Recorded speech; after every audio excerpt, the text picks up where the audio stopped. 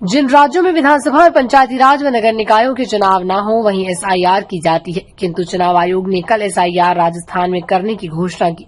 जबकि राजस्थान प्रदेश में पिछले 1 साल से नगर निकाय और पंचायती राज संस्थाओं के चुनाव पेंडिंग है। 49 नगर निकायों का कार्यकाल नवंबर 2024 में पूर्ण हो चुका है। 11,310 ग्राम पंचायत का कार्यकाल समाप्त हो चुका है। इन सभी में सरकार द्वारा प्रशासक लगाए जा चुके हैं। परिसीमन का खेल खेला जा रहा है।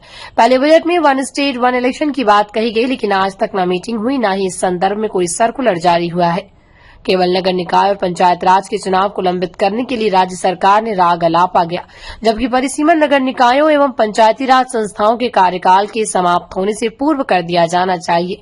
यही नियम है। 2 माह पूर्व परिसीमन कर वोटर लिस्टों का कार्य पूर्ण हो जाना चाहिए तथा पंचायत एवं निकायों के वार्डों का गठन भी हो जाना चाहिए।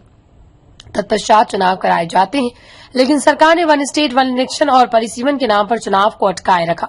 उक्त विचार राजस्थान प्रदेश कांग्रेस कमेटी के अध्यक्ष गोविंद सिंह डोटासरा ने प्रदेश कांग्रेस मुख्यालय जयपुर पर आयोजित विशेष प्रेस वार्ता को संबोधित करते हुए व्यक्त की। हार्दिक स्वागत है, अभिनंदन है। आगे नहीं, आगे बहुत महत्वपूर्ण विषय के ऊपर हम प्रदेश कांग्रेस कमेटी की तरफ से अपनी बात रखेंगे।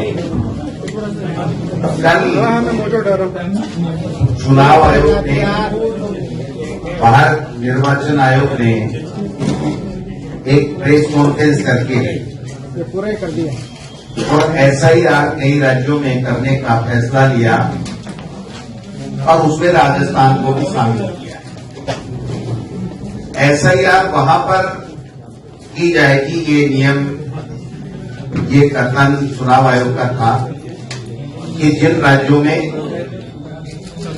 विधानसभा के चुनाव नहीं हो और जिन राज्यों में पंचायती राज और नगर निकाय के चुनाव नहीं हो वहां हम एसआईआर करें। पहली बात तो ये है कि राजस्थान में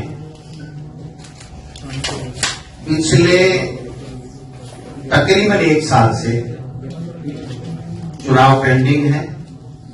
नगर निकाय की 59 नगर पालिकाओं का नवंबर 2024 में कार्यकाल समाप्त हो गया था। हमारे पंचायत राज की 11,310 ग्राम पंचायतों का कार्यकाल समाप्त हो चुका है। सब में प्रशासक लगाए जा चुके। परिसीमन का खेल खेला जा रहा है। पहले बजट में 1 स्टेट 1 इलेक्शन की रात छोड़ा गया, लेकिन आज तक न मीटिंग, न कोई सर्कुलर, न किसी तरीके की कोई बात, यानी केवल और केवल नगर निकाय और पंचायत राज के चुनाव को डिले करने के लिए ये रात हड़पाया गया। उसके बाद में परिसीमन की बात की गई, जबकि परिसीमन का नियम ये होता है कि जब चुनाव क्यों होते हैं उससे 2 महीने पहले तक कोई भी उनको परिसीमन करना होता है तो वो कर लिया जाता है और आखिरी के 2 महीने में फिर वोटर लिस्ट और वार्डों का गठन, पंचायत राज के वार्डों का, पंचायत समितियों के वार्डों का गठन और फिर चुनाव कराया जाता है। यानी 5 साल पूरे होते होते उनको चुनाव करा देना चाहिए, लेकिन उन्होंने 1 स्टेट 1 इलेक्शन की बात और परिसीमन के नाम पे अटका के रखा। परिसीमन का भी आप देख लीजिए कि इनका परिसीमन पंचायती राज का 4 जून को आखिरी डेट थी राज्य सरकार को निर्णय करने की, और नगर निकाय में 22/5 यानी 22 मई 2025 डेट।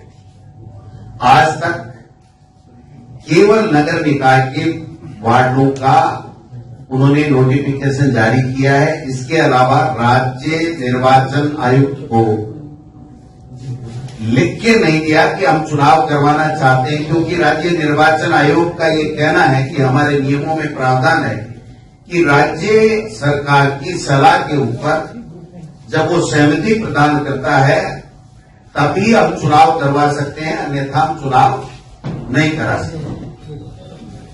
फिर उसके बाद में ओबीसी आयोग का गठन किया गया, देरी से किया गया। 2022 का फैसला है।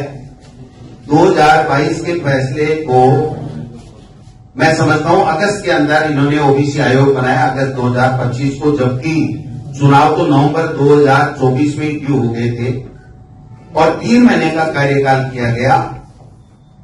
आज की तारीख तक न गाड़ी है, न बजट है, न कार्मिक है, न कोई सर्वे की शुरुआत हुई है। राजनीतिक के अंदर जो ओबीसी का उनको प्रतिनिधित्व देना है उसके लिए जो सर्वे का कमीशन है, 1 इंच भी काम उन्होंने आज की तारीख तक शुरू नहीं किया।